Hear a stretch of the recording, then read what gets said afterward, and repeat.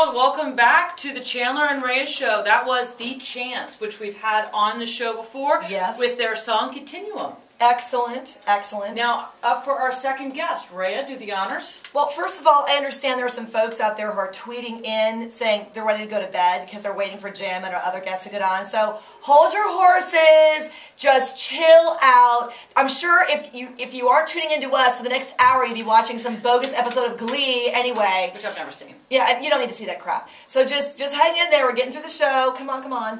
All right, so I'm happy to introduce a longtime friend of mine from D.C. Yay, I know. And the thing is, all we do is giggle. How appropriate, because his name is Jim Quiddle. So Jim is the fomenter of buzz for the Coalition Against Insurance Fraud in D.C. He started as a small-town journalist in Carlisle, Pennsylvania. I've been through Carlisle. It's small. It's small. I'm getting smaller. I'm getting smaller. You've worked at several PR agencies and think tanks related to the healthcare issue for about on and off for like 25 years, and you've covered covered insurance fraud and twisted minds in the criminal underworld for more than 10 years. Oh yes, we're going to get into the big stuff. And you've appeared on all major TV networks, quoted in nearly all major newspapers. But he's not yet a household name, but that's why we have you on the show, because we don't need the famous people on our show. No. We want people like you, Jim. Behind the scenes. Behind the scenes, making it happen. So welcome to the show, Jim Quiddle. Thank you. Thank you. I'm not household, I'm totally grassroots. It's more about insurance fraud than me, so. Hey, it's always about grassroots. This is great. Okay, so tell us, you were sharing with me some fascinating stories about what's happening out there. When you say insurance fraud, is this just health care insurance or all forms of insurance? Well, let's just say the streets are very dangerous out there. The mean streets are just full of criminals that are trying to take your money away from you. So I'm talking about any kind of insurance fraud you could imagine. You mean the IRS? Oh, no, the criminal underworld, the twisted, psychotic minds of criminals. Oh. Some of them are average citizens, pretending they're psychotic. Oh, so, yeah. Talk, like who? Could be you, Rhea. It could be you trying to... No, what are you talking about?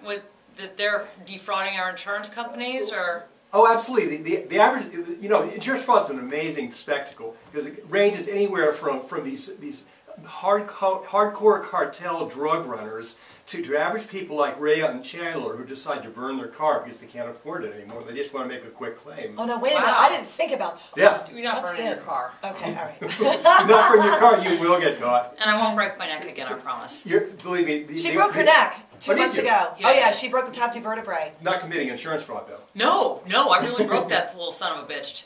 Yeah? Oh, nice. She went down a pair of stairs, flight of stairs on a pair of 5-inch, in Georgetown, a pair of 5-inch Gucci heels.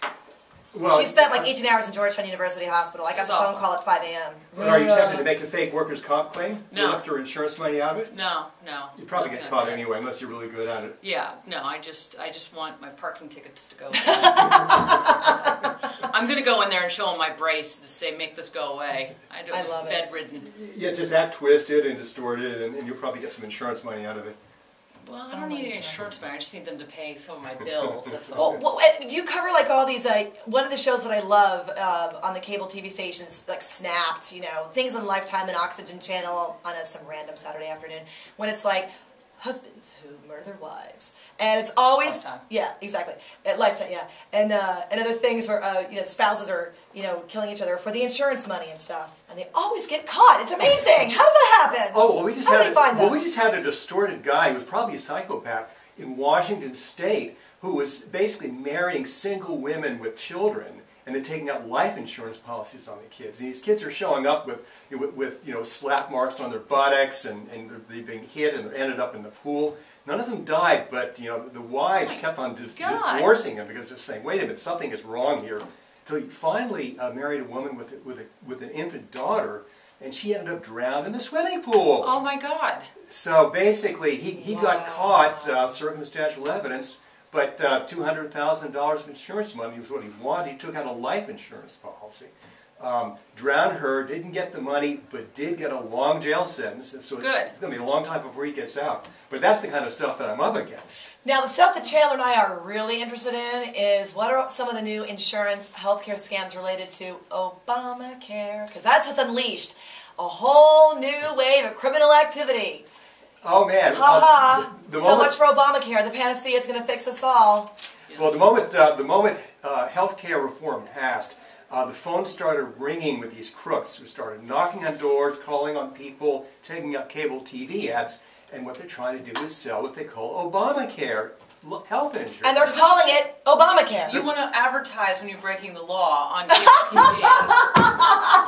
Who are these assholes? I have to say, but there are enough suckers out there who are going to buy this stuff. So they don't advertise for nothing. They advertise because they know there's suckers out there. Can you... Innocent, honest, decent people who are so anxious to get a good insurance deal that they're going to believe this kind of thing. I wonder, if does the stats show that for those who have been defrauded by purchasing Obamacare, does it skew more heavily towards, naive Democrats? I know, nobody knows that. All we know is that right now is these people out there. Jim, you should find that out! That's important information! You find it for me, and then I'll tell it back to you, and we'll tell the nation, okay? I think it's a compelling reason why we should tell Democrat, I'm in love with, because I've drunk the Kool-Aid, I love Obama and Obamacare, that a compelling reason why they shouldn't be in support of Obamacare. Well, I'm totally neutral about that. Just for that, because you're going to get fraud. But I will frauded. say that these people are drugging the average consumer trying to sell fake insurance. They're knocking on doors and saying, okay, I'm with the feds, and I'm here to sell you Obamacare and health insurance. Okay, so that's impersonating a federal officer. Well, A, the feds aren't sending out any agents of their own, and B, there's no such thing as Obamacare. That's only what the media says. There's no such thing as called Obamacare. Well, and there might not be in Virginia because Cuccinelli is suing. So is our governor, McDonald. Yeah. No Obamacare health plan in the Commonwealth, Virginia, thank you very much. Over 20 states are suing. Well, no, thank you. These knuckleheads are also saying, well, you have a limited time deal. Buy it now because the deal's going to close. The door's going to close on you. Of course, that's not true. Obamacare health insurance is open for as long as you need to buy it. So anyway, every statement that they say, every word in their statement is a lie. And these people are beginning to buy this stuff. And what it is, it's identity theft. Because they say, oh, buy Obamacare, and, oh, by the way, give me your bank account number, give me your credit card number, and we will seal the deal. Oh my gosh. No. So basically, they've got all your particulars, and now they can start using your credit card to buy their new Maserati with. With the Obamacare that's the newest, I guess, fraud, right? The newest flavor of insurance fraud right now under that name. I mean, how successful is that in any particular states or metropolitan areas where that has really taken off and people have been successful? Oh, no, it's all over the country right now. We don't know how widespread it is because the data haven't come back yet. A lot of these knuckleheads are not very smooth. They're not very smooth operators. I hope not. But no, they're just saying, okay, we have a chance to make a little money, so let's just kind of roll this thing out and see what we can get away with before they catch us. Isn't there they're not very good at it. Isn't there some minister in the Midwest who has a very successful talk radio show, actually? I just saw this on CNN like a couple of days ago. And then leveraging his credibility as a Christian talk show radio host, and he and some other guy at the church set up this whole insurance fraud scam. And oh my God. They got like $1.6 million out of just Midwestern median income folks that make under $40,000 a year, and they assigned all their money away to this insurance plan because he's a Christian radio talk show host. They're a Christian and really preying on these people. No pun intended. Well, there are crooked ministers out there. I mean, we have a minister who basically burned down his church for insurance money. Holy crap! Wow! Oh, yeah, it was amazing. The guy got about 12 years in jail for it because he wasn't very good at it. Because he's your average numbskull, thinking he knows how to commit insurance fraud. He wasn't very good at it. He blew it. He screwed up the first time. Didn't create much of a fire. He said, "Gee, we got to do it again." So he did it again. He finally succeeded.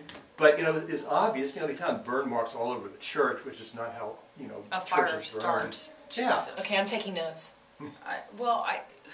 How Jim's getting nervous. You're making me very nervous, but I'm going to make you a very rich woman if you really want to. Oh, excellent. No insurance fraud. Nobody's running insurance fraud on our show. All right, Well, we have Jim and I have an open tennis game, and so we'll bet in the game, and then he'll let me win. That's what'll happen. Okay. That's the only fraud I'm going to commit on this show. Oh, thank you. Jim, would you please stay with us through the break? You bet. Okay, wonderful. When we come back, more with Jim Quiggle.